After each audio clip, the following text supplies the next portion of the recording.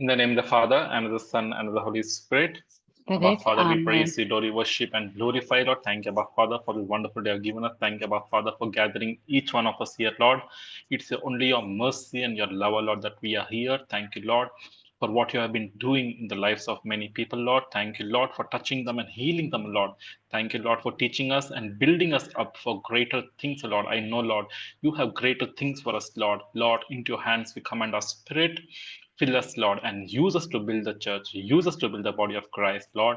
Fill us, your mighty Holy Spirit, oh Holy Spirit, take complete control of this session. We send our victorious sister into our hands. Fill her with your mighty wisdom and knowledge. Anoint her tongue, Lord. Anoint her words, Lord. Remove all the fears in her, Lord, and fill her with your boldness, Lord.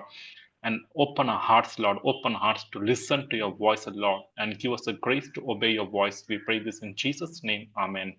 So let us all unmute and repeat this prayer together. Heavenly Father, in the name of Jesus, Heavenly Heavenly Father, Father, in the name of In the name of Jesus, Jesus, cover us with the blood of your Son. cover us with the Cover blood us of with the your blood of your Son. Heavenly Father, in the name of Jesus, Heavenly Heavenly Father, Father, in in the the name of name Jesus, of Jesus, build a wall of fire around us. build a build wall a of the wall wall fire of of around fire us. fire around around us. Heavenly Father, in the name of Jesus, Heavenly Heavenly Father, Father, in the in name the of name of Of Jesus, Jesus, Jesus, let your mighty angels encamp around us day and night. let your let the mighty mighty angels encamp angels around us encamp day and around us night. day and night. Holy Spirit, we welcome you. Holy Holy Spirit, we Spirit, welcome welcome you. Welcome you. Teach us, lead us, and guide us in Jesus' name. Teach us, Just lead lead us, and us guide and us guide in us in Jesus' name. Jesus' name. Dear Mother Mary, we consecrate ourselves into your hands. We consecrate this session into your hands. Pray with us and pray for us as you prayed with all the apostles and disciples in the upper room for the infilling of the Holy Spirit. All saints and angels, pray for us. Let us pray 3 Hail Marys together. Hail Mary, Hail Mary, Mary, full full of of Lord is grace, with Lord Grace, is you. the with Lord you. is with Blessed you. are you Blessed art amongst thou Blessed are amongst thou women, among and women, blessed and is the and blessed fruit of is Jesus. thy the womb, fruit of your Jesus. womb, Holy Jesus. Mary, Holy Mother of Mary, Mary, Mother of Mary, God, God, Mother pray of Pray now for us God, and sinners, at the now and hour at of the our woman hour death. of that our the death. hour of Amen. our death. Amen. Amen. Hail Mary, Hail full of Mary, Mary, full grace, of the full of Lord grace, the is grace, Lord with the is you. Lord with is thee. Blessed with are you you. amongst Blessed Blessed women. art are thou you That is the amongst among women, promise women, and and blessed of is your blessed the is fruit the womb. of fruit of your womb, womb, Jesus. Jesus. Holy Holy Mary, Mary, Mother Mother Mary, of of Mother God, God, of pray God, for Us us sinners, now pray and now at and the for at hour the of us our hour death. of our and death. at Amen. the Hour hour of of our our death. death. Amen.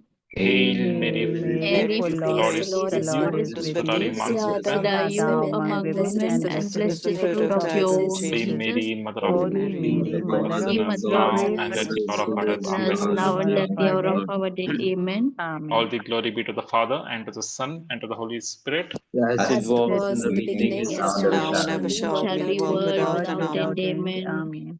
If anyone has any prayer request, you can send to JJ Ruha Fire. You can just direct message, or you can send to this number, that is 9943111178, and our team will be praying for you. So today we have Victoria Sister. Victoria Sister, we welcome you in Jesus' name. Yes, Lord. Let us close our eyes and let's just say this prayer from our heart. Let's try to pay attention and say this prayer from our heart. Abba Father, in Jesus' name, we ask you to fill us with your Holy Spirit. Give us the grace to know Jesus from our hearts. Help us to know who Jesus is. Help us to love Jesus with all our hearts and to accept him as our Lord and Master, him alone. Praise the Lord. Okay, I'll just share my PPT, okay?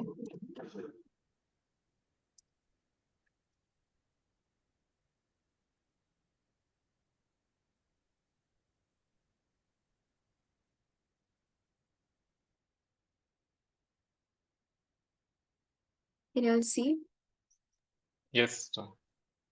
Yes. Yes, sister. Okay, so today we're going to talk about Eucharistic adoration. I love this topic because I've had a lot of experiences. I'm going to share some of them in between or maybe towards the end. But I also would want you all to share your experiences, like what have you all felt, or like what was your experience going before the Eucharistic Lord. So firstly, let's understand what is adoration. Now, if we Google and check this word adoration, what it says to love and respect someone deeply. Okay, so what is Eucharistic adoration? It is the worship of the Eucharist, okay, which is outside the Mass. So we know Eucharist is there, we receive Eucharist in the Mass, and outside the Mass is where Jesus is there in the Blessed Sacrament, in the monstrance. Okay, he can be in the tabernacle as well as in the monstrance. So now, why do we say that? Do we truly believe that Jesus is there in the Eucharistic, the monstrance? Firstly, the word of God says in Luke 22:19, then he took a loaf of bread, and when he had given thanks, he broke it and gave it to them, saying, this is my body, which is given for you. Do this in remembrance of me. So the word of God itself says, this is my body, which is given for you. And we know during Mass, during the consecration, okay, the bread and the wine is, during the consecration, it is changed. The term is called transubstantiation, and it is changed into the real body and blood of Jesus. Okay, so when the priest, okay, calls down the Holy Spirit, the power of the Holy Spirit actually changes the bread and the wine into the body, the real body and the real blood of Jesus. And we know there have been so many Eucharistic miracles for that matter, even during the Mass, even even in the monstrance. So like if anyone has any doubts, y'all can Google up and check. There have been so many miracles, and we know even during Mass, so many people are touched by the Lord. So this happens only because there is power in the Eucharist, and we need it so badly. So that's the reason we need to go to the Eucharistic Lord, and also, of course, receive the Eucharist daily. That is the body and blood of Jesus. Now, the Word of God says also in John 6:40, this is indeed the will of my Father, that all who see the Son and believe in him may have eternal life, and I will raise them up on the last day. Now, note these words carefully. It says that all who see the Son and believe in him. So when we go before the Eucharistic Lord in the adoration, it could be a chapel, for example, like y'all might have in your churches a small chapel where the Eucharistic Lord is in the monstrance exposed. And maybe in some churches y'all don't have a chapel, so like maybe you'll have tabernacles, right? I'm sure like, so in the tabernacles you'll have the Eucharistic Lord, and y'all can adore him there. So even though you cannot see him, you know that God is present. So if you have noticed sometimes, or like many times, whenever you enter a church or a chapel, you receive a deep sense of peace, as if like the peace of God is enveloping you. Even when people leave the church, there is something over there. So when you can spend some time after Mass, if you have time, it would be so nice to experience the Lord's presence. And to be honest, it is a good habit to actually after Mass go and spend time before the Eucharistic Lord. If the Blessed Sac or the Jesus is exposed in the monstrance, to go to the chapel and spend time, and preferably an hour. But if you don't have that much time, maybe a little time, maybe 15 to 20 minutes. I mean, it depends. If y'all have not got started or something, then maybe 10 or 15 minutes. And for the people who have not been there, it could be like a real struggle. We'll talk about that later. But I just want you all also to focus on these words called that all who see. Now, Jesus doesn't differentiate here between people. It says all, which means even if you are not a Catholic, you can still go to Jesus, before Jesus, and you can spend time with him, as much time as you want, because there are no restrictions before the blessed. I mean, of course the timings are there, but there are some chapels where there is perpetual adoration. So it's like 24/7 it's open. So the place where you're staying, you can Google up and check, or go to these churches and find out, like, if whatever time is suitable for you all, you can go and visit. So Jesus, even in John 3:16, we see, for God so loved the world that he gave his only son, so that everyone who believes in him may not perish, but may have eternal life. So you see, again, Jesus is telling everyone, okay, everyone who believes. It's not just, okay, everyone, but you have to believe in that Jesus, okay? So when we are going to the Eucharistic adoration, or when we participate in the churches where there is a Eucharistic adoration, we have to believe that Jesus is truly present. If at all there are doubts about the Lord, whether this is real Jesus or whether it's just a wafer or like a symbol or something, you tell that to Jesus. Like just the way you talk to your friend, you can just tell to Jesus, like, Jesus, I'm not able to believe you that you're really there. I have like so many thoughts and doubts coming to my mind. So Jesus will show you that he's real, but you have to pray it from your heart. You have to really ask him, like, show me if you're real, show me. Because this is what I have done, and the Lord actually showed me that he's real. So there is no differentiation. Any person can go. It can be a Hindu, Muslim, Sikh, any person. In John 6:35, Jesus said to them, I am the bread of life. whoever comes to me will never be hungry, and whoever believes in me will never be thirsty. Again, there's no differentiation. It's whoever comes to Jesus, who believes in Jesus, whoever can go. Any person can go. Again, Matthew 11:28, the word of God says, "Come to me, all you that are weary and are carrying heavy burdens, and I will give you rest." Now, again, the invitation is for every person, every person. So Jesus is wanting you to come. That's the reason he's inviting you from his end. Like we remember the the women at the well, how Jesus was there beforehand and she went, like Jesus was there waiting for her. In the same way, Jesus is waiting for us even in the blessed sacrament. So Jesus is just waiting, and he's so happy when you turn up to him. It could be if you have less time, maybe even a few minutes, you can just go and spend time with Jesus. He'll be like very happy. So the invitation is for every person. Now it depends whether we accept it or not. Now, how to worship the Lord in adoration? We know adoration is about worship, but how do we worship the Lord? So first thing you can do is prostrate on the floor. It all depends. If you are able to, you can prostrate. If not, just kneel down before the Lord, because you know before whom you are standing. It is Jesus. It's your creator God. He is the one who created you. By his own hands, he created you. So you know he's the only one who can give you life. Everything comes from him. Everything that we are, every good thing comes from him. Only he can transform us. Only he can change us. So you can deeply bow. You can kneel before him. You can raise your hands in worship, because I've noticed this. Some people, even if they want to in their hearts, like, if they want to raise their hands, they won't. Like, they will look at other people if they are doing or not. And so that should not be the thing. Like, people should not come in, like, in the picture when we are before the Lord. It shouldn't matter who's there, who's not there. You do what you have to do. You know you are before the Creator. You know how many blessings the Lord has blessed you. So because of that, out of that love, out of that reverence, out of the thanksgiving heart, you go before the Lord and you do what you have to do. You just worship the Lord freely. Don't think who's going to look at me, who's not. You just do. But another thing, also be careful when you're, like, for example, you're prostrating on the floor, you're kneeling, or, like, a deep bow. Just be careful the type of dress that you wear. Like, is it okay? Is it like, is like when I'm bowing, is anything showing up or something? Is that a distraction? So when you go before the Lord, just know, like, how, like, it should not be like you go there, but you don't dress up well, and you causing someone's downfall. So that should not happen either. So it should be like holy. I mean, I'm not saying like wear a big long thing, but I'm saying it should dress modestly. That's what I'm trying to say. In Psalms 95, verse 6 to 7, the word of God says, "Oh, come, let us worship and bow down. Let us kneel before the Lord, our Maker. For he is our God, and we are the people of his pasture and the sheep of his hand." So the word of God directs us. The word of God says you have to worship by bowing down before him. Let us kneel. But I do understand sometimes when we kneel, there could be, like, not everybody can kneel because they're having some knee problems and all that, was due to the weight gain or whatever. And there could be so many other reasons. But whatever way you can, if you cannot kneel down for much, okay, at least you stand up and deeply bow to the Lord, or like kneel for some time at least if you can.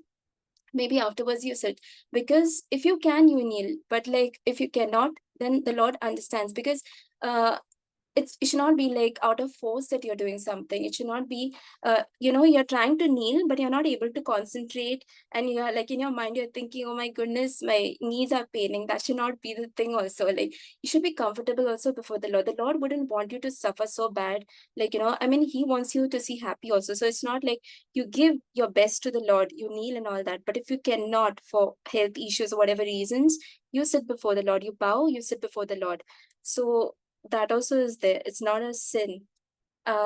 So we can show our adoration to God in many ways, but this adoring the Lord in his real presence, like where the real presence of Jesus is, that is what is most pleasing to the Lord. And Saint Catherine of Genoa says, any time spent before the Eucharistic presence, be it long or short, is the best spent time of our lives. The Catechism of the Catholic Church in 2096 says, adoration is to acknowledge him, that is God, as God, creator and savior, the Lord and master of everything that exists. So we should know, like, I'm created by this God. This God gives me everything. I have only one God, and this is the only God. This is my God. So I've come before him. So keeping that in mind, knowing before whom you are standing or kneeling or bowing, just know before whom you are. And so keep all the other distractions away. In Matthew 4:10, Jesus says, worship the Lord your God and serve only him. So we are supposed to have only one God, that is Jesus. We are only supposed to serve him. We're not supposed to serve God and something else. We should be only for the Lord. So for example, even another thing is when we go before the Eucharistic Lord, the whole Trinity is there. So Jesus says now in the Word of God, he says, when you look at me, you look at the Father. And when Father and the Son is there is always the Holy Spirit. So it's a unity. So communion of the Holy Trinity. So it's not like only Jesus is there. The Father and the Holy Spirit is also there. But we have to serve only God and nothing else. Because even in the 10 commandments, the first commandment is, the first commandment is worship the Lord your God alone, and you shall have no other God, no other strange gods. So we should have only one God, and that is Jesus. Matthew 26, verse 40 to 41 says, then he came to the disciples and found them sleeping, and he said to Peter, so could you not stay awake with me 1 hour? Stay awake and pray, that you may not come into the time of trial. The spirit indeed is willing, but the flesh is weak. Now, Jesus himself wants us to spend at least an hour before him to give him company. It's not that like something bad is going to happen, but it's his, like, it's his love. He's thirsting for us all. So let us try to, at least if we have that much time. I do understand some people are very busy with their family and this and that. But if we do have time, minimum, at least we can spend time like 1 hour. But if you're not having that much time, like half an hour or like 20 minutes or 15 minutes, whatever you can, but at least you go and spend the time. But if you're having a difficulty, you can tell the Lord, like, Lord, I want to spend time with you, but see, like, this is my thing. What do I do? And God will give you a solution for sure. Because this has been my experience. When I was working, I had a Saturday half day, and like our timings also were different. Like we would be left early, like by 5:30 or like 5 and all that way. But then suddenly there was this meeting, and it was decided that like after 5 years, it was decided that Saturday off, it will be a full working day. So I was very much disappointed because where I was working, the monastery was very close to me, and I would spend time over there, going there and all that. And so after work, mostly I would go for mass and also spend time of course, I would spend time during lunch hours also sometimes, but there were times when I would also prefer to spend after mass, like in the adoration. So I was very much disappointed, and I told the Lord, like, I'm not happy with this at all. Like, please do something. And there was like no option. Like, we couldn't do anything because that was the rule. Like, rule was applicable for every person. But I was very sad, and I just told Jesus, like, Jesus, what, you're not helping me. I just complained to the Lord and like do something. So then finally, I was very much sad and very much, because I really wanted to go and spend time and this and that. Although I did have time during my lunch break, was like for 2 hours, so I could go and spend. I used to go and spend time and all, but still I wanted more. So then finally, I just felt like I should request them and ask them if I can be like, left early and all that. And also if I could get my Saturday half day. And it is all by the grace of God. Like, God was so good to me that among everybody, I was the only person who was allowed to go, like, I mean, Saturday half day. Only I would get it, and others would get it on like alternate basis, like, but for me, it was like every Saturday was like a half day. And even like leaving was like I could leave early, like my usual timings, and not the extended timings. So I was like super happy. God has heard my prayers and all that. And so like the Lord really knows the desires of your heart. He really does understand. So if you tell him, okay, this is what it is, Jesus, like, just do something, he will do it for you. Like, knowing that desire that you have for him, he will do. It's like impossible. Okay, if you generally go to think it's impossible that, like, okay, this can be allowed only for me, because I'm not someone like someone special as such. But for God like showed me that I was special to him. So I praise God for his love and his mercy, like that he showed and allowed me, like, so I praise God. So even if you all have a desire to spend time with the Lord, and if you're not able to, just tell Jesus. He will give you some solution. He will come up with some solution. So Saint Padre Pio, he says, 1,000 years of enjoying human glory is not worth even an hour spent sweetly communing with Jesus in the Blessed Sacrament. And Saint Padre Pio is someone who would spend hours together in, of course, listening to confessions also, but spending time before the tabernacle and also praying the rosary. And so giving that time, talking with Jesus, listening to him. And he would tell his friars, if you cannot find me anywhere, see that you come to the tabernacle. That is the place you'll find me. So that is the love Saint Padre Pio had towards the Eucharist. Now, Saint Mother Teresa of Calcutta says, Eucharistic adoration will make your soul everlastingly more glorious and beautiful in heaven. Because this is what we are supposed to do. I mean, in heaven, of course, only Jesus will be there. We'll be praising and adoring the Lord. So why not better get started here itself? So the more we spend time here, even that is counted in heaven. So praise God. Does anyone want to share any experience of yours? Do you all have any experiences that you all would like to share of the Eucharistic Lord in adoration? You all can. Okay, maybe towards the end. So Mother Teresa also says, nowhere on earth are we more welcomed or loved than by Jesus in the Eucharist. When you look at the crucifix, you understand how much Jesus loved you. When you look at the sacred host, you understand how much Jesus loves you now. So when we go to the Eucharistic Lord, he's there. He's just waiting there. So we can, whenever we are, like, for example, disturbed or like angry even, or like super distracted, sad, whatever, and you don't have any person to share your things, you can go before the Eucharistic Lord, just share everything to him.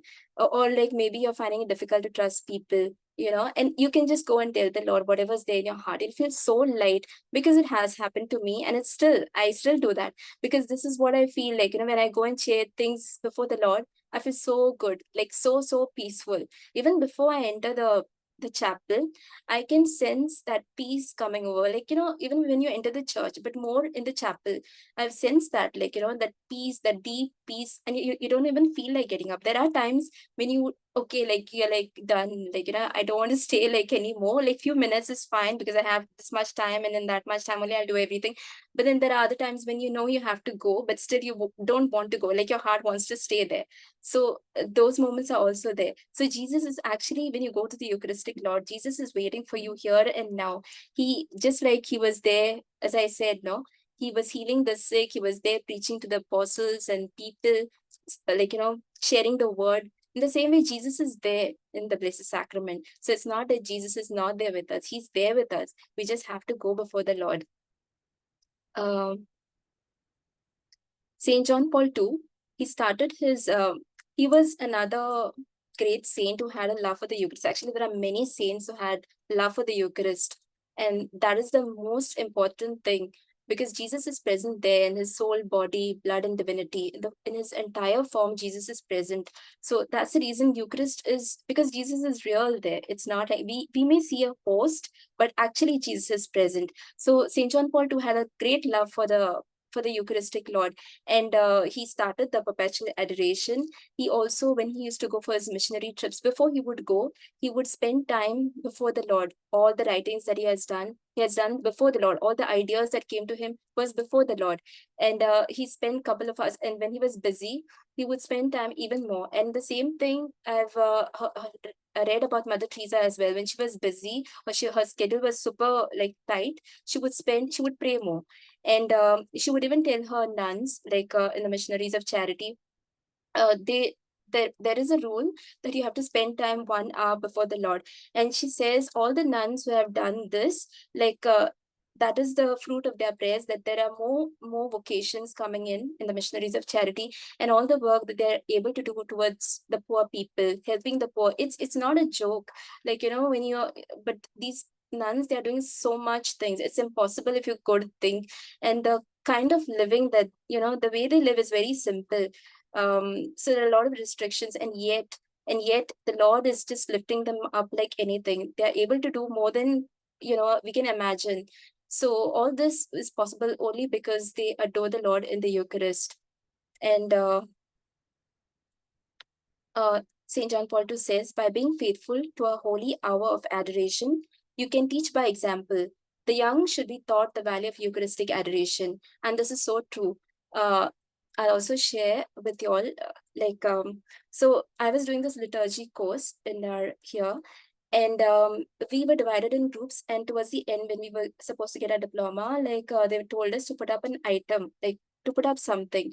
And each group was deciding what is to be done. And suddenly I thought of suddenly this came Eucharist. I'll do something on the Eucharist. And the thing that came to me was a movie sort of a thing.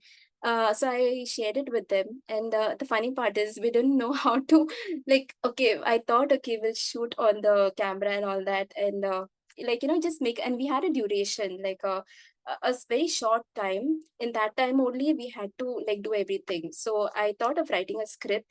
But of course, I just had some things in my mind how I'm going to do it, and I was praying also. And then suddenly I was thinking, who's going to shoot and all that, because they are mostly seniors who are there in my group.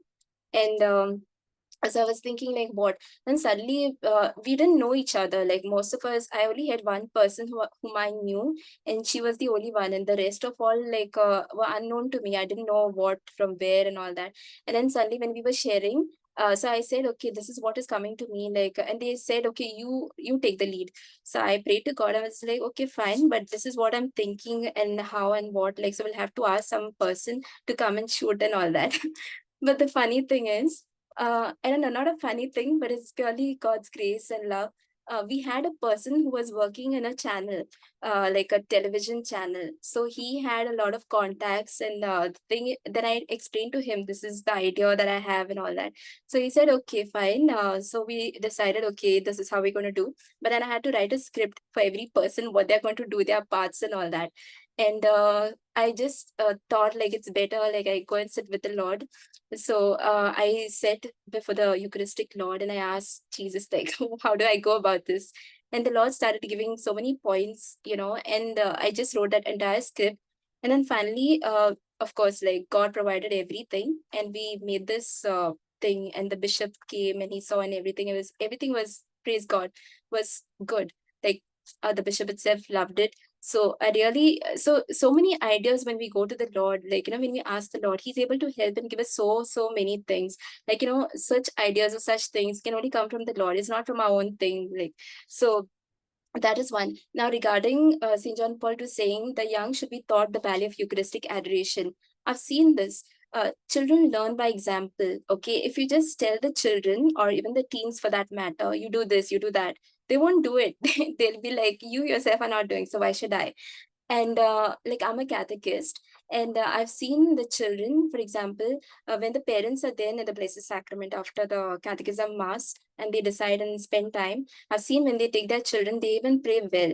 Okay, or if you tell the other children, if the parents tell the other children go and they won't go. They'll be like, no, mama, you come and this and that, But so that is the thing. Children learn by example. So we have to set an example. I remember one time, there was a small child. She was, I think, 5 or 6 years or something, and her mother brought her to the Blessed Sacrament, the Eucharistic Lord. And she, before going, she was very sweet. She prayed her prayers, okay, kneeling down and all that. And before going, she loudly said, "Bye bye, Jesus." And that was the cutest thing, because children, they really know, okay, even though they cannot see Jesus, they have been told, okay, this is Jesus, Jesus is there, and they'll believe easily. They won't have this reasoning problems and all that. That reasoning thing comes only at a certain age, in teens, and so she was so innocent. She was everybody was looking at her, so the way she said bye bye Jesus, and she waved her hand and all that. So that was very cute. And I've seen families also, they'll be having 5, 6 kids, and they'll be getting them to the Blessed Sac to the Eucharistic Lord.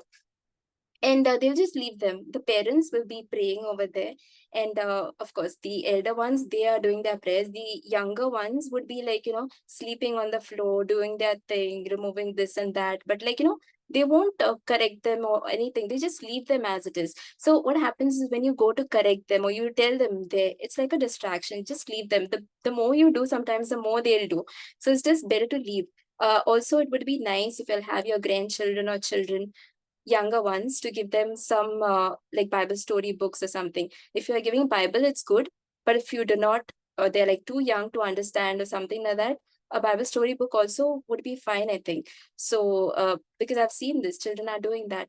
And of course, the younger ones, it's difficult sometimes if they're not trained that way. And then suddenly, like when they reach their teen, when they are teens or they are young adults, it's difficult if you tell them, if they have not experienced the Lord. But if they're brought up in that way, it's easier. But if not, they will reason out a lot of stuff, and it's a lot of arguments can happen and all that. So it would be better that you don't force them. Just continue to pray for them. The Lord in His time will do everything, because I've seen this, like children when they are small. For example, even for me, when I was small, my mom used to tell me I would do everything. Okay, whatever I was needed to do, like going to the chapel, this, that, everything. I'll look at my mom also, she would be doing. So I would, okay, it's easy. But then when you have an encounter with the Lord Jesus, you have that encounter, it's everything is different. Nobody has to tell you anything. You do everything by yourself. It's like you're fallen in love with Jesus. You're ready to do anything. You don't need anyone's advice. Like they don't even have to tell you do this, do that. Like it'll come out of love for Jesus. And even if your parents might tell you, okay, enough, like stop, you don't feel like stopping, because you're so much, you want to be with Jesus. So just pray for your children that they may have an encounter with the Lord, a personal experience with the Lord. So rather than just telling them, and you also getting bothered about it and this and that and tense and worried, if they are in their, if they have reached like 17 or like 14, even 12, even for that matter, start praying for them. If they are not doing all these things, you tell them. I'm not saying you don't tell them. Tell them in a good way, in a gentle way, a loving way. They might not listen to you, but you continue to pray for them that they may have a divine experience of the Lord, a personal experience, a personal encounter with Jesus, for who Jesus is. That will change everything. Then you won't have to do anything. They will do everything by themselves. So that is what. And Pope Francis, okay, he encourages this devotion a lot to the Eucharistic Lord. And he says in his homily in you can check this up on Google. He told the priests that they must be teaching the faithful how to adore the Lord. Okay, so I'll just read out this thing. He says, we know how to teach our people, how to pray, how to sing and praise God, but to adore. So this is what, so we have to pray. Like I know of some churches wherein there is no chapel where the Blessed Sacrament is exposed. There is tabernacle, but like when you look at Jesus, it's even, everything is different.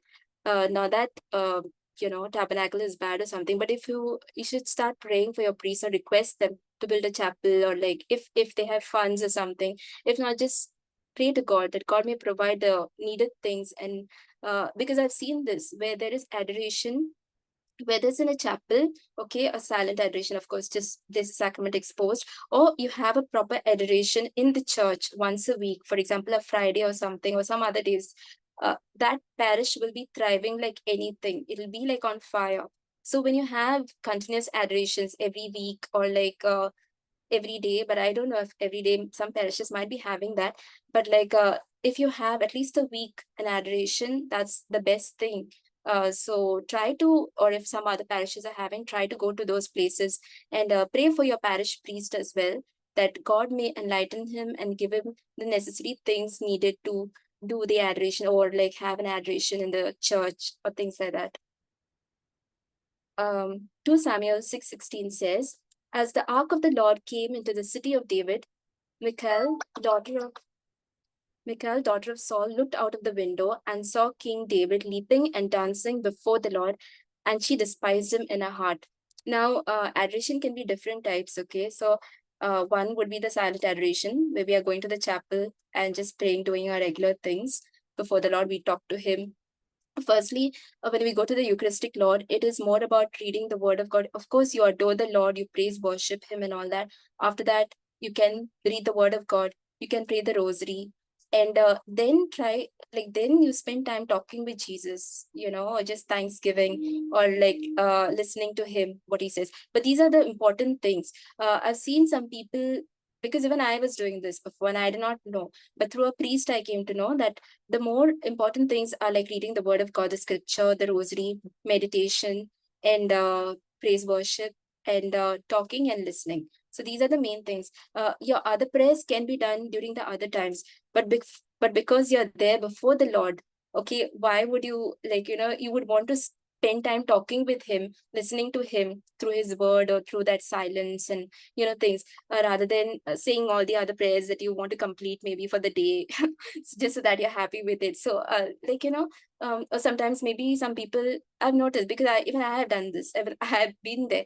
So wherein I would pray my certain prayers, and at the end I would be like, okay, I've done, I'm happy, I've done what, so I can make Jesus happy. But that's not the way. That is not how Jesus is. So it's just that he sees your heart, that you have come to be there with him for who he is and for his love, so that he can fill you with his love. Now, so there is silent adoration. There is adoration in the churches. For example, when they talk, the priest or the lay person will talk and lead you into adoration. And there is a third kind of an adoration, whereas you can dance before the Lord. Now, I say this because we have already read here in the scripture, David himself was leaping and dancing before the Lord when the Ark of the Covenant was brought. So the ark was there behind, and David was dancing, though he was a king. He didn't bother about what people are going to think or say and all that. He was just free. He knew before who he is. So he was so happy. So that was his worship. Now I've seen this kind of an adoration when I'd gone last year to Seyon Retreat Center. They have this kind of an adoration which was so beautiful. I really enjoy that kind of an adoration. We are so free before the Lord. Okay, you don't go to think who's judging me, who's thinking what, this, that, nothing. You just enjoy, enjoy as in you enjoy worshiping the Lord through your dance. And it's not like you have to know some dance steps or something like that. You just freely dance before you just see. Anyway, the lights are off and the candles are put, and every day, I think, yeah, almost every day, I don't remember if it was almost every day, but they had this where we could dance before the Lord, and free dancing, it's so much liberating. I really, really enjoyed that kind of a thing. So I understood this point wherein David was leaping and dancing before the Lord, his way of worshiping the Lord. So if somebody says or thinks dancing before the Lord is not right, it's a when you are truly in that worship, when you truly want to worship God from your heart, that a dance will be different. It's not like this worldly kind of a dance. It's a different kind of a thing. You clap, you just move your body, and that type of a dancing. You don't become a distraction to other person. That's for sure. If you're doing it for the Lord, you would never become a distraction for other person. There are people maybe who would want that kind of an attention. That's a different thing. So I'm not talking about that, but I'm talking about a different kind of a dancing, wherein it's a very devoted way kind of a dancing, would say, but something that is pleasing to the Lord. That's what I would say. So it's not a distraction. So you don't disturb other people, you don't distract other people, but you're there before the Lord, and you're just in worship, you're just in your thing. Okay, you just want to be free, don't. And the more you do that, you feel very much liberated, you're free. You're like a free bird, you feel. So why are we not able to experience the Lord? There are times when we are not able to experience the Lord. Even I have been there, so for me, it was as I said, I had a 2 hours break for my work time, and that was a big blessing for me. And because the monastery was like 5 minutes walkable distance, that was another big blessing. And I was always praying to God if I could get a job, you give me a job that is close to the church. And that was my heart's desire, and God answered that prayer. So I could so every day I wouldn't go. There were some days, I mean, in the beginning, I didn't go. I used to come home and all because I had a lot of time. But then later on, I first of all didn't know that the chapel was open during the afternoon hours. Because most of the chapels are closed, so adoration chapels. So, but then I came to know that this was open, and I decided to spend time. And for me, when I had this 2 hours break, the full 1 hour was like a real struggle. Like I couldn't concentrate. Okay, I would just be there because I wanted to be there. But that 1 hour, I was so much distracted in my mind. It was like all the things that happened in the office, all the things I'm supposed to do, like my to-do list and this and that, and like so many things revolving in my mind. So not able to focus. Even when I was reading the Bible, it was like I was just reading it, but I didn't. There was not going in my mind and my heart. It was like, okay, I'm just reading, but so many other thoughts are coming to my mind, so very much distracted. But I've seen, the more like you just force yourself to be there for like an hour, and after 1 hour only, like I would get my concentration back, like so that next hour I would be like, okay, okay, Jesus is there, so that kind of a thing. So God's grace was there. So for me, that was a thing, like, so God was actually changing me. I've seen that. So the more you force yourself to be, the more Jesus can transform you. He can change you. And so why does this things happen? Is because, see, I've shared this earlier as well. I was addicted to media. I would just watch like so many YouTube videos, and not the bad ones. Okay, I'm talking about the good ones. Like it can be any kind of a content. Good ones, sometimes it was worldly as well. So I'm not only saying, okay, good ones means godly. There were very much worldly things that I was watching, and a lot of things, like see, when we watch too many things in the media, a lot of desires are created in our heart. So that kind of that kind of doesn't allow the spirit to grow. So when we have these desires are created in us, these kind of things can stop us from being drawn closer to the Lord. You don't feel like spending much time before the Lord, or like doing the usual prayers, or like your usual spending reading the word of God before the Lord, or getting an answer from him. You don't feel like doing that. So once you're like addicted to these kinds of things, you're like you want to come out of it, but something keeps you drawn to it. It's like it's a real struggle. I've been through it, and I've been praying, like to God, like to help me to come out of it. But there is something through the eyes, it happens, and it's like it just draws you in and in. The more you watch, the more it draws you, and it's very difficult actually. So when you look at the Lord, when you go before the blessed sacrament, if you really want to come out of this, or like so you can just look at the Lord, continuously look at the Lord. You can talk to him, or you can just keep silent and look at the Lord. And it really helps you that things that you have seen, okay, whatever you have seen, the desires are created in you, all that the Lord washes, the Lord cleanses you over there. So that much power it has, just the look of the eye. So there's a lot of things. So Jesus, when you go to him, he's the only one who gives you life. That is what we have read in John 3:16 as well. He's the only one. So when you look to him, when you believe in Jesus, he's the one who gives you life. Okay, so we are being destroyed. Our spirit is being destroyed, but Jesus restores us to the fullness of his life. So we are restored to the fullness of Jesus' life. So we receive the life of Jesus when we spend time before the Eucharistic Lord, when we look at him. So many years and months we watch so many things, maybe on TV, or like when we go out and shopping and this and that, and like way too many desires, or maybe even looking at other people and so many things, when we read so many things come and this and that. So all this, only God can set you free from these things. Like so when I was there, being there like 1 hour, many distractions also would come. Even that, like the Lord really helps you. So after 1 hour only, I noticed, many times I noticed this would happen to me earlier, that after only 1 hour, I was able to concentrate on the Lord, like, fully and totally. Otherwise, it was like I would feel sleepy, yawning, this, that. Of course, sleepy because of the tiredness and all that, and then yawning also. So all these things would be there. I do understand some people do have they take some tablets and all that, and they have maybe certain sicknesses which make them weak and tired. So that is there. So that is a different thing. But if you're not having any of these things and still you're feeling weak and tired and sleepy and yawning, okay, sleep, God can heal you in sleep even. For example, I remember reading one time, Saint Teresa of Lisieux, she used to like sleep before the Eucharistic Lord. And so she was tired as well, and she was of course not keeping well, because we know her health was deteriorating. So like that is there. But like if you're there are some days when you can feel sleepy, and I know I've heard from a priest that sometimes God can make you and touch you, or like mend you only in your sleep. Okay, that cannot be done when you are awake. So that is what I've heard from a priest, that God will put you to sleep, and then only he'll start working on you. So that is also there, but it should not be like an everyday kind of a thing, like a not a regular basis. And of course, during yawns also, like, it should not be like an everyday kind of a thing. So if it's an everyday kind of a thing, you ask God, like, God, what is the thing? Why am I doing this? Like, what is going wrong? What am I doing wrong? And God will show you for that matter. So so that was my struggle. Okay, like uh, being there, like and not being able to pray, or like daydreaming, or like thinking what I'm supposed to do, and like all those kinds of things. So sometimes there was a struggle.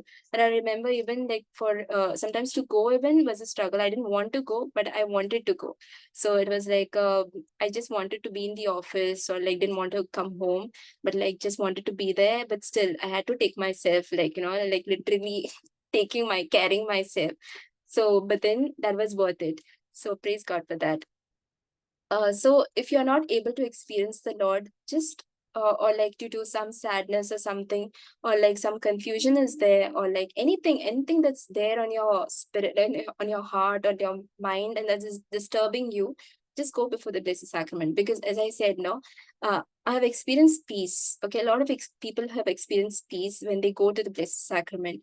So there is no other place that can give you that kind of peace. Okay, because it's a very different kind of a peace. So, and when you share everything to the Lord, what is there in your heart, only He can do something, a change in you, or like some peace in you that'll give you that strength that you need actually. So, if we are in sin, we are not able to experience that Lord Jesus is giving and doing everything on His part, but our sin is what is blocking the Lord from, so that we are able to receive more graces. So that is a thing. And in CCC 2097, the Catechism of the Catholic Church says, the worship of the one God sets man free from turning in on himself, from the slavery of sin and the idolatry of the world. So the more we go to the Blessed Sacrament before the Eucharistic Lord, or spending time in the presence of the tabernacle, that is what is going to change us. Okay, not that reading at home the Bible or praying at home won't, but I've seen there's a difference when you go and spend time before the Eucharistic Lord. There's a lot of difference, so that really helps. And as I said, now because you're there in the real presence of Jesus, so always think about it this way: you're there in the real presence of Jesus. Before you cannot see it with your blind eye, but He's there. Jesus is there. So only He can set you free from this slavery to whatever addictions, or like whatever your problems are, your sufferings. God can give you the strength to, to go through your difficult path, whatever it is. God will give you the strength, and He will show you various ways how to, how to go along. So Blessed Carlo Acutis is another great saint and one of my favorites as well. And I've seen his favorites of all the young people, young children, small children, everyone, even everybody is, I wouldn't say only young, but he's a favorite of every person. And he says he had a great love and devotion towards the Eucharist. He says, when we face the sun, we get it 10, but when we stand before Jesus in the Eucharist, we become saints. So, and another quote he says is, by standing before the Eucharistic Christ, we become holy. And Blessed Carlo Acutis is somebody whose parents, though they were born Catholics, they never practiced Catholicism. His mother only went to church thrice, okay, before Carlo Acutis could be born. That was when she was baptized, when she received the communion, confirmation, and on her wedding day. That's it. She was not a practicing Catholic. But after Carlo Acutis was born, he was the one telling his mother, begging his mother literally to take him to the Sunday Mass. And he would spend a lot of time before the Blessed Sacrament, going for adorations and all that. And also, he had a love towards the Rosary, Mother Mary. So, and he was the main, so his parents came to know to the Lord through him. So he was the main person, main child who actually changed his parents. So there God, that was real God's grace, love, and mercy, would say. So God can sometimes through the children change the parents as well. So Carlo's parents were changed because of him. So he would tell them, like, I want to know this, so many questions on the faith. And that's how his mother started learning and reading more on the faith books in the Catechism of the Catholic Church. And that's when she decided to become a catechist and to teach the catechism children as well. So a lot of things, God can do anything. We cannot say, okay, because of this, that, or that, this. God is his own ways. And we have so many saints and examples by, like, we can learn from them. Even there's a great saint, Saint Faustina. Her name itself is actually Saint Faustina of the Blessed Sacrament. She had a great love and devotion towards the Eucharist. She would spend most of her time in the chapel, talking to God, listening to him, and Jesus would speak to her a lot. So it was her love. And of course, she wouldn't do this keeping aside her duties. She would do her duties, and whatever time was left, out of that time, she would go and spend before the Lord. So she would see that she would do her duties, not leaving her duties and spending time with the Lord. So praise God. Now, some of the don'ts during adoration, okay? I'm saying this because it's so important, I feel, and sometimes it can be very disturbing. So, so when we go for the Eucharistic adoration or before the Lord, whether it's in the chapel or whether it's in the church, just know who's there before you. So that is the main thing. Like, you should know before whom you are going. Keep your phone on the silent mode, because I've seen this a lot of times. I know sometimes it can happen just like that, but just know you're going before the Lord. So just keep your phones in the silent mode. And even if the phone comes, see to it that you don't start talking there only. Like, I know we are, like, none of y'all are going to do it, but just some things to be kept in mind. And of course, not talking and dressing modestly and all that. Posture is also one thing that matters. Like, how, when you know you're before the King, your God who created you, how are you going to sit?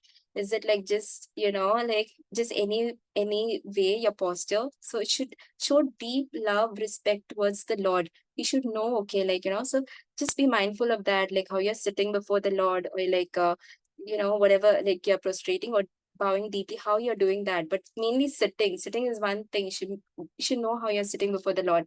And many a times I've seen this is like getting a lot common nowadays is earpods or earphones. They come in the chapel. I'm saying this because this is happening to the places where I go, and sorry. Just a minute.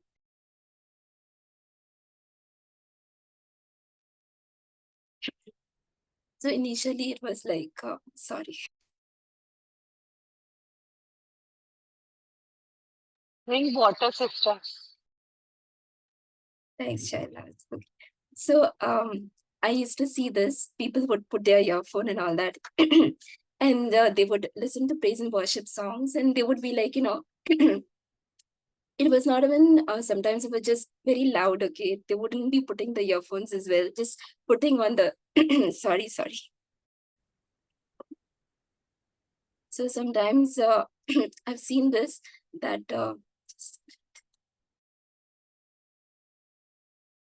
when the people, sometimes I've seen this, that people put the praise and worship music was very disturbing to other people, it's very loud even.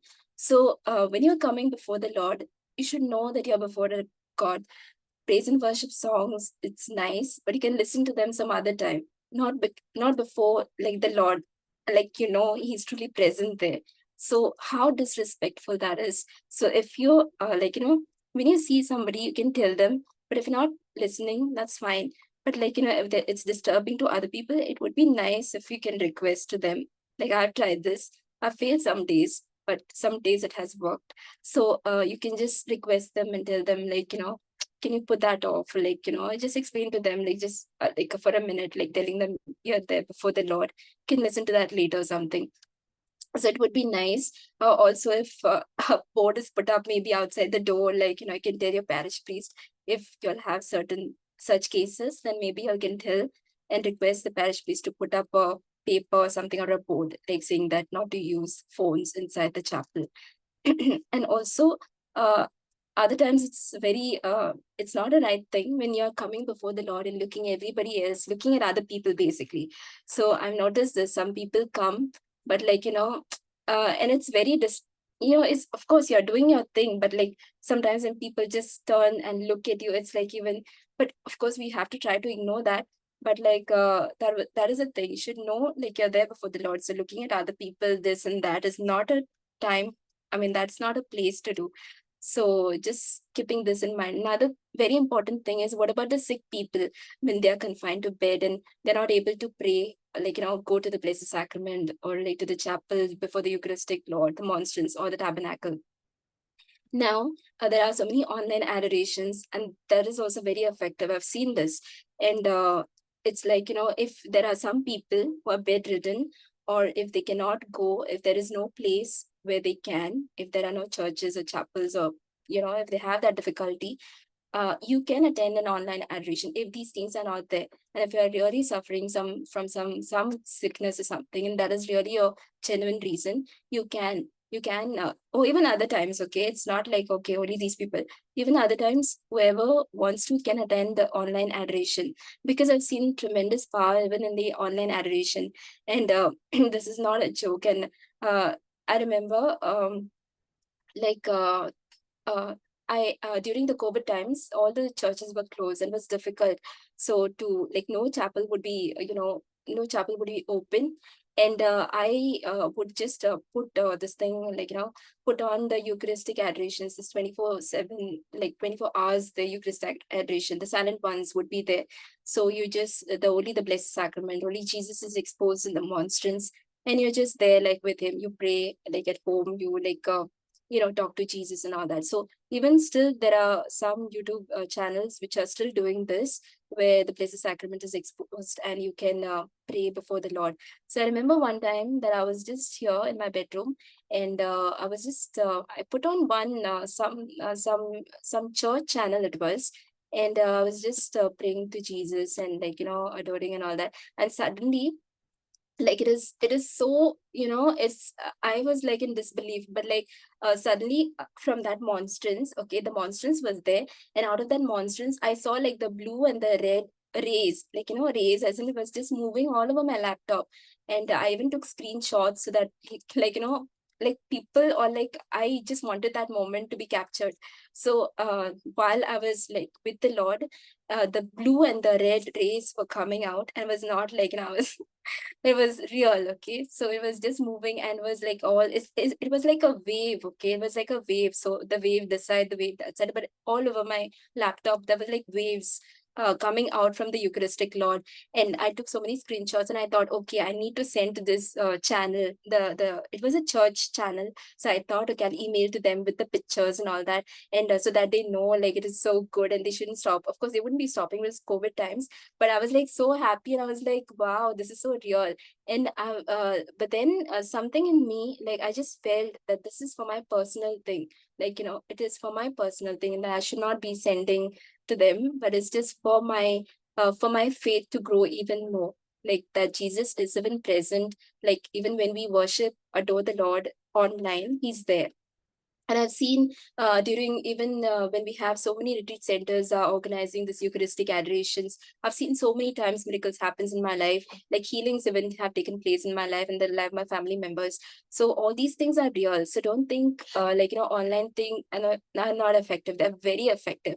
In fact, I've even seen when the online adorations are there, you receive anointings as well. So all this is real. So if you're a person who's not able to go to this, to Eucharistic adoration for some reason or the other, you can attend online adorations. So that is also very helpful. Praise the Lord. Anyone have any questions, or you want to Sister, share your experiences? You can. sister, I want to second with you about this online adoration.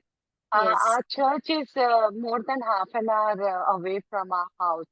So Okay. every day I go online in the mornings, Praise God. with this, yeah, and it has really helped me to grow. Praise Yes, God. yeah. Yes, it's really. Same experience, what you sit in the chapel and when you Yes. don't have the means, and this is the means Yes, actually. yes. Uh, That's true. I same, agree. yeah. Divine Mercy, this thing is their channel. They are doing it. Divine Mercy. Okay. Yeah, Okay. sisters. Yes, yes. Yeah. Thank you, sister, for your Praise beautiful God. teaching. Praise God. Yeah.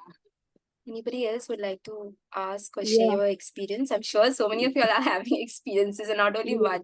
I'm sure you're having many experiences. Yeah, sister, I want to say 2 points. I'm Yes. Susan from Manipur.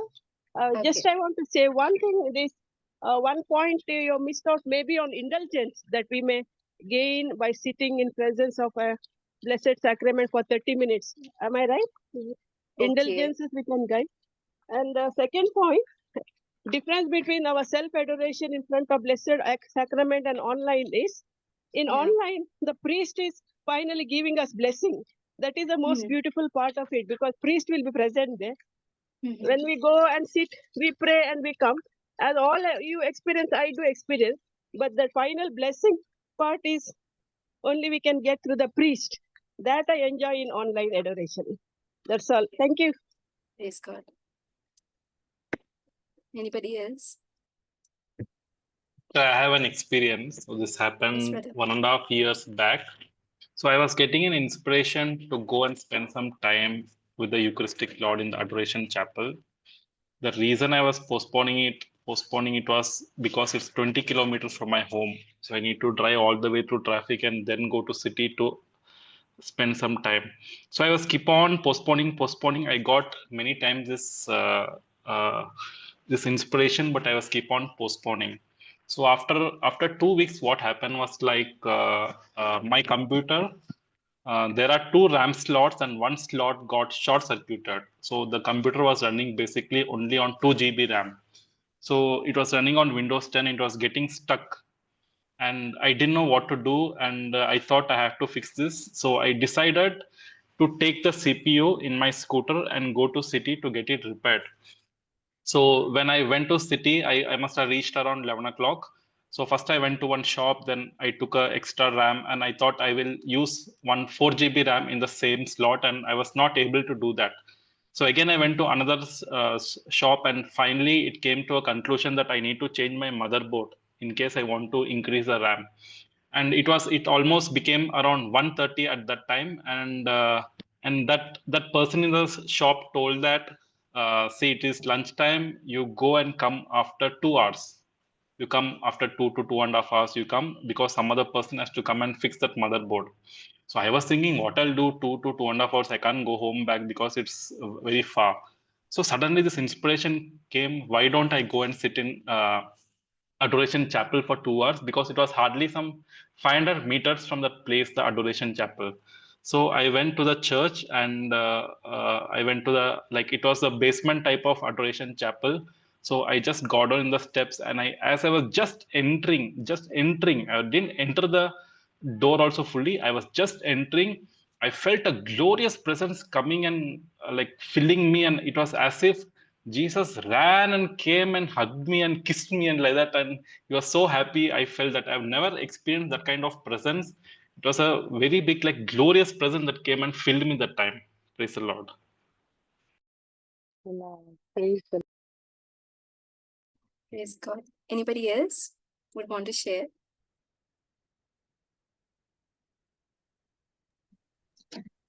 Sister, And one more thing I experienced during the Mass, especially when the priest lift the Eucharist. One thing I've noted, when I pray in tongues for a longer time that day morning, I can feel a glorious presence during the whole Mass, especially when the priest is lifting up the Eucharist, I can feel. And many times, sometimes with faith, we need to tell that, Lord, I know it is you who is coming and who is present in the Eucharist. And when I do these kind of faith, when I tell in words, I can feel the presence of the Lord hitting my body. And I have seen that. I remember brother telling that in Chalakodi, people is to run to go and receive the Eucharist in the first. But actually, most of the time, I'm the last to go and receive, because I keep before when they go to receive the Eucharist, I prepare myself, Lord, it is you. I know it is you. And I keep telling him, then when I receive the Eucharist and come and spend some time, I can feel the glorious presence. Praise the Lord. Yeah, personal prayer with the Eucharist is very powerful. No personal prayer, we will not experience much from the Eucharistic Lord. The saints of the Old Testament, the New Testament, they all were praying people. They prayed late nights, early morning. They had a fellowship with God through prayer, So they had a lot of story to tell when it came to Eucharist. Like he said now, he prayed in the morning, and then when he went for the Holy Mass, it has a different impact. For me, 18 long years I was in the prayer group. For me, being with the Lord is like being at home, Like morning till evening, we were there, and there were days we were sitting at night. So it's like, I don't know what to tell. It's like being at home, It's like being at home. And I used to sleep opposite to that room, where the phone is for many, many years, So it's all being in the presence of the Lord. But one thing I enjoyed is Bible reading while the Eucharistic adoration is going on. Bible reading is powerful.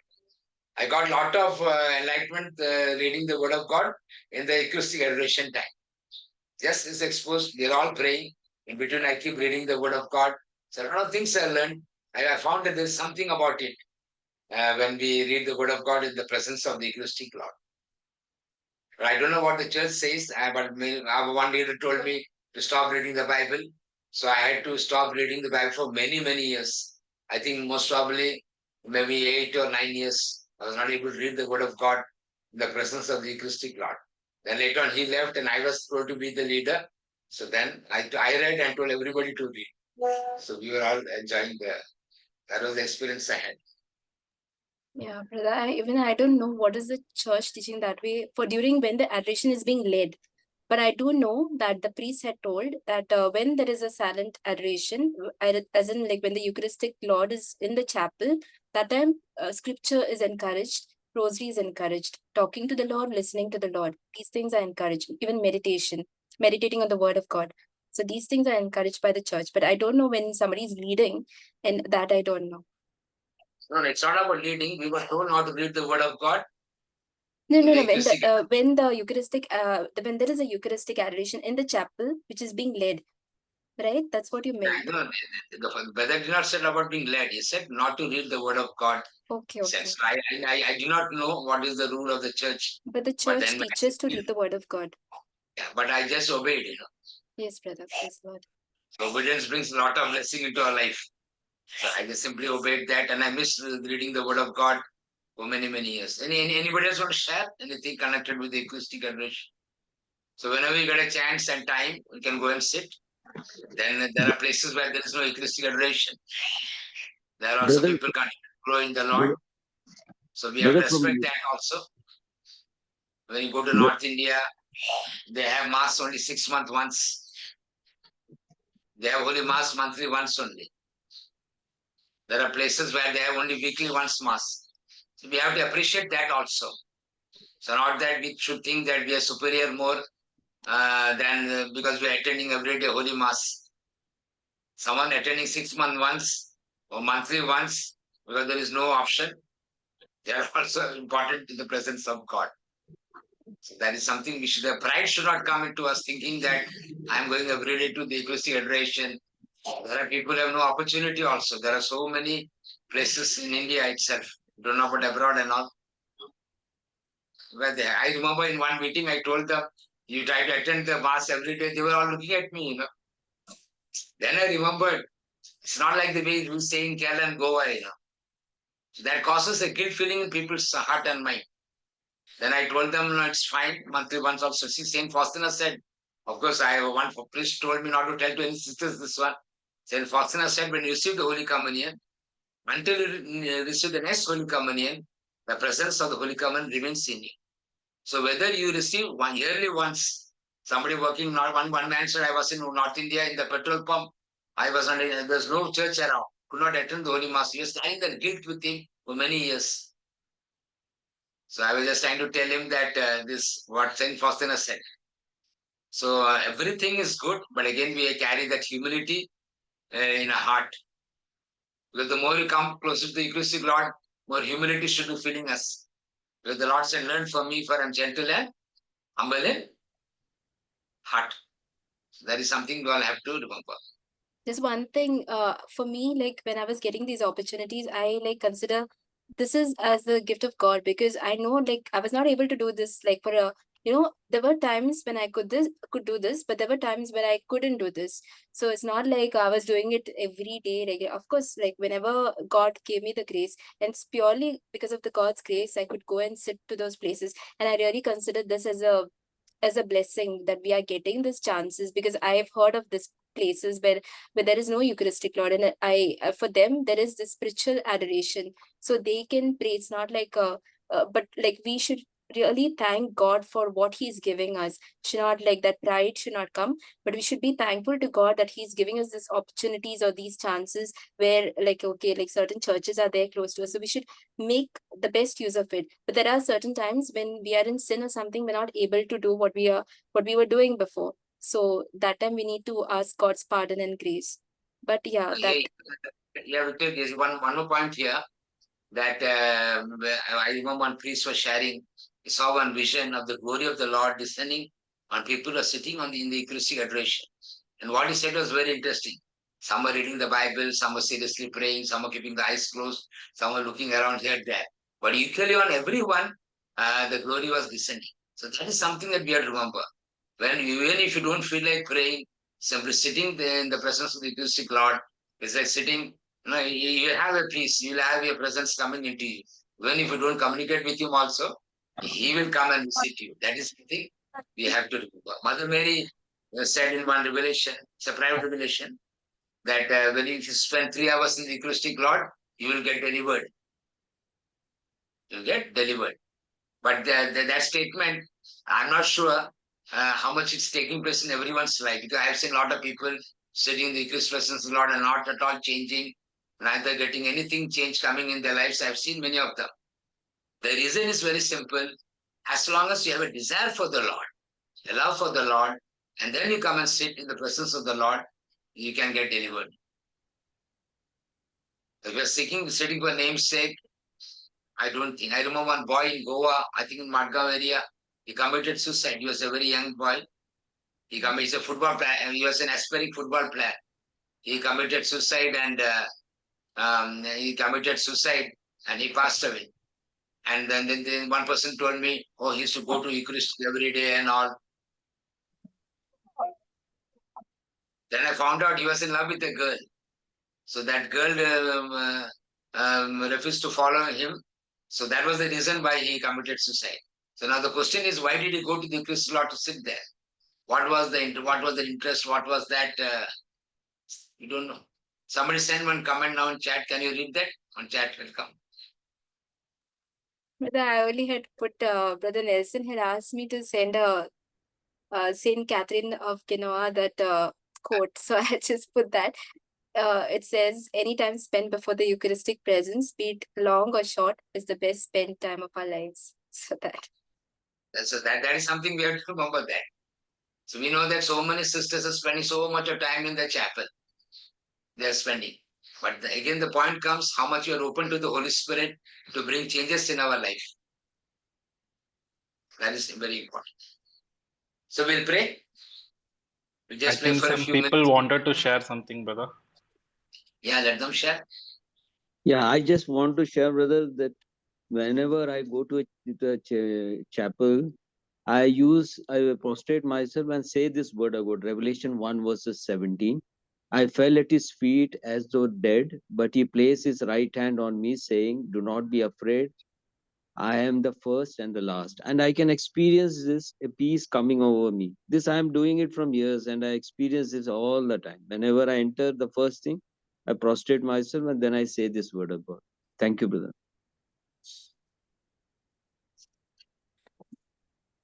Recently, the earlier provincial of one province, she had a seminar, and many teachers were invited for that seminar.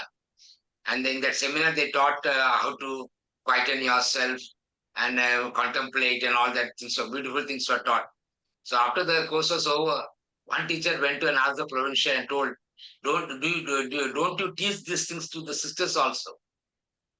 Don't you teach these things to the sisters also? But we don't see any change in them.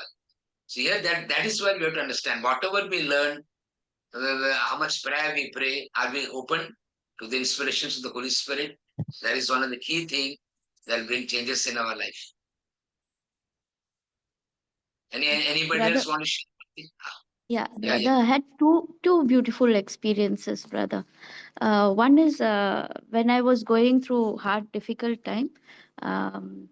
I left home and I wandered far away from home. There were churches close to my house, but I did not go there. I didn't know where I'm going. I just started my car and I drove and landed up in a very far off church where adoration was going on. And as I entered and I sat, it was the message the Father was giving was exactly for speaking for me. Like God led me to that place. And that is the time I've been going through severe depression with medication. I haven't had good sleep more than 3 months. But that day I went and sat in the adoration. After the message, I don't know how I slept.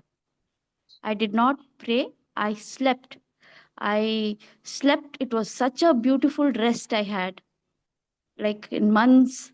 Then I don't know how I woke up because I have to go and pick up my children from school. Exact time I felt I just woke up and I felt I had to leave. I left. I went and picked up my children. But that night onwards, I slept very well. God delivered me in that place.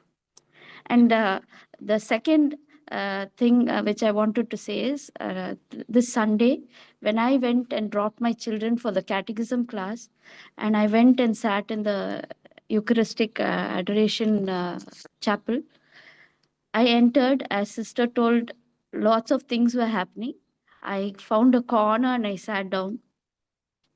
And brother, I was looking up and praying, but as I was praying, I did notice three sisters in different times, but all three were in tears.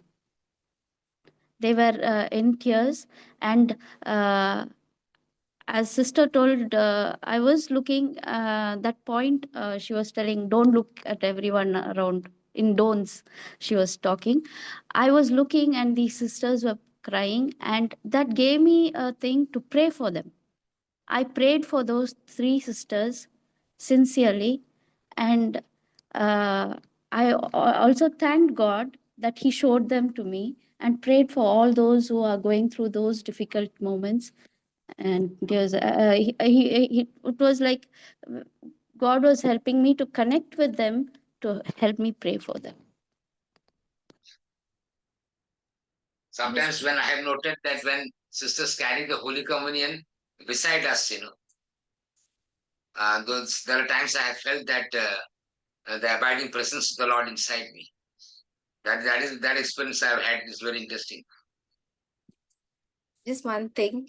So I said, also there are times like, later on, there were times wherein I couldn't pray, but just sitting before the Lord made a lot of difference. Like I could feel there was a difference. So I didn't pray. I just told the Lord, I'm not able to pray, but I'm just sitting here. I mean, so that was, so I feel like it's really good, like to be honest, like a small child just talk to Jesus. He just knows everything. So there are times when we might not be able to pray, but just be there, like let your presence like be there before like the Eucharistic, before the real presence of Jesus. So you just go and sit there.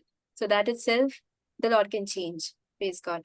I remember last month when I went to Eucharistic Adoration Chapel, I was sitting and I was keep on talking, and suddenly I got inspiration. You don't talk anything, you just be silent. Don't think also anything. When I obeyed that and when I was just silent, I could feel a strengthening in my body happening. I could feel that literally. I could feel a strengthening, and I felt very strong when I came out. Praise God. Praise the Lord. Sisters, shall I share something? Sure, sister, please go ahead. Okay.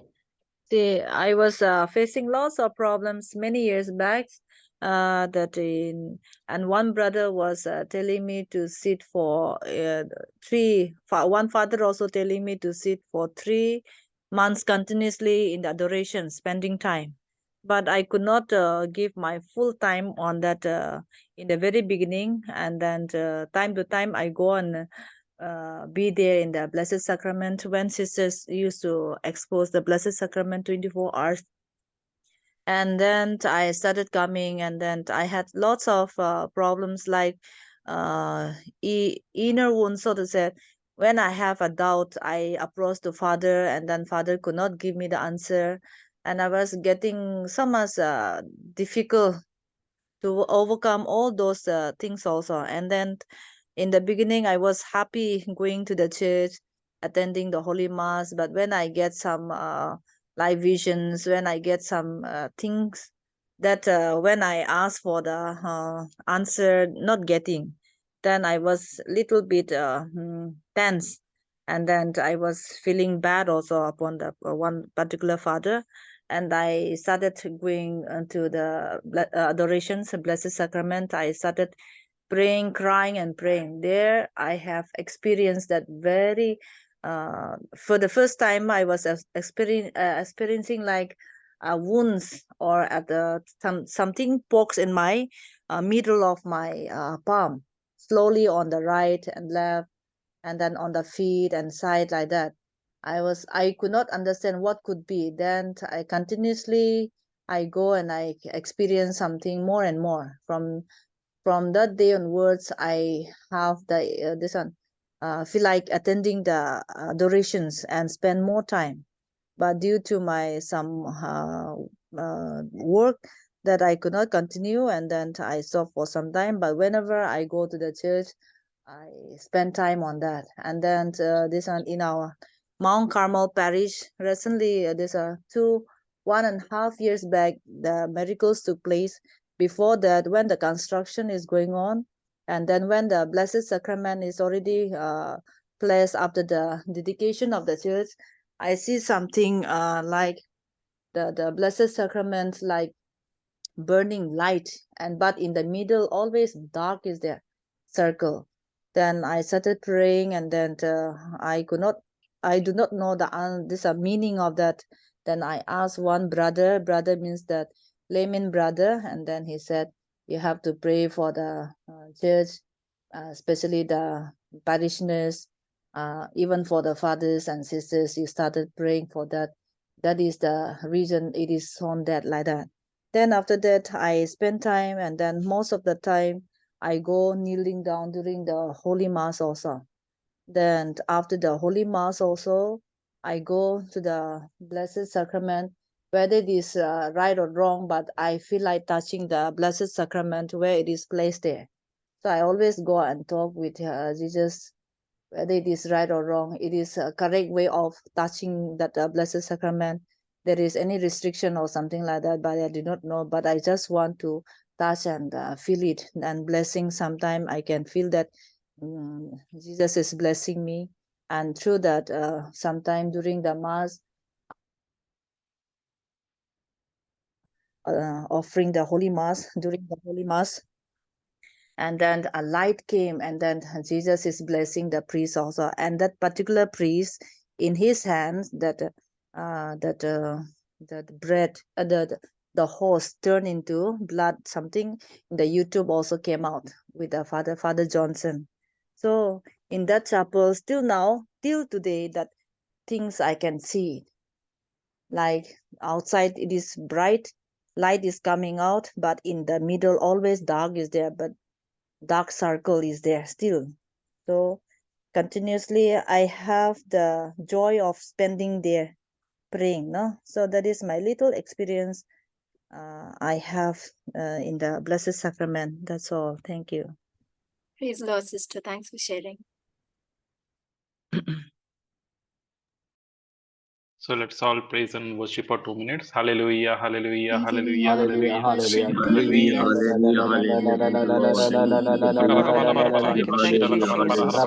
hallelujah,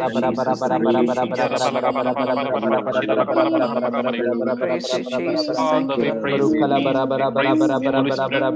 Hallelujah. Praise you, Jesus. Thank you, Praise Lord. Lord, hallelujah.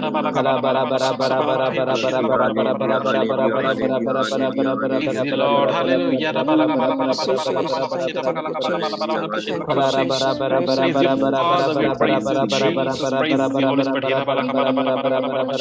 Praise We Jesus. praise the Lord, hallelujah. Father, we praise you, Jesus. We praise the Lord.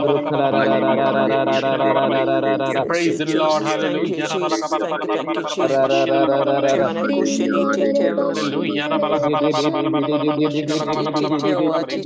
Praise you, Father. We praise you, Jesus. We praise you, Lord. Hallelujah.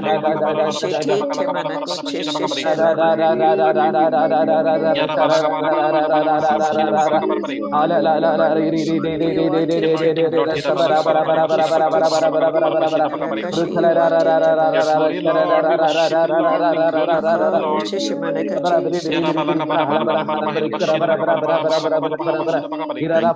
Praise you, Father, we praise you, Jesus, we praise you, Holy Spirit.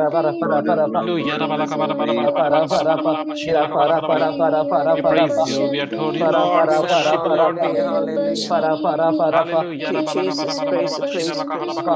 Hallelujah, hallelujah. Shimane koshi, shimane koshi, Worship shimane you, we glorify you. Kitiende manakoshi shimane kochi titi manakitiende bashidite bashite manakatiende Hallelujah. Moshele manakoshi titi manakoshi titi manakatiende bashite manakatiende We praise the Lord. Hallelujah. We praise the Lord. Hallelujah. Ishene ko titi We manakashi adore you. titi We worship manakashi you. titi watiti manakoti titi manakashi manakati Lord, hallelujah. So tomorrow is the last day, and Father Sony will be taking the class tomorrow. So please keep Father Sony in your prayers and let us join tomorrow. So thank you, Holy Spirit, for leading and teaching us. Thank you, sister. All the glory be to the Father and to the Son and to the Holy Spirit. As As it was in it the was in beginning, the is now, beginning, and is shall now, be, and world shall without be, end. world Amen. without end. Amen. Praise the Lord. Hallelujah. Praise the Lord. Praise Thank the you, Lord. sister, for a good, Hallelujah. Thank you. thank you, sister, for the good Praise the class. Lord. Praise the Lord. Thank you, sister. Praise the Lord.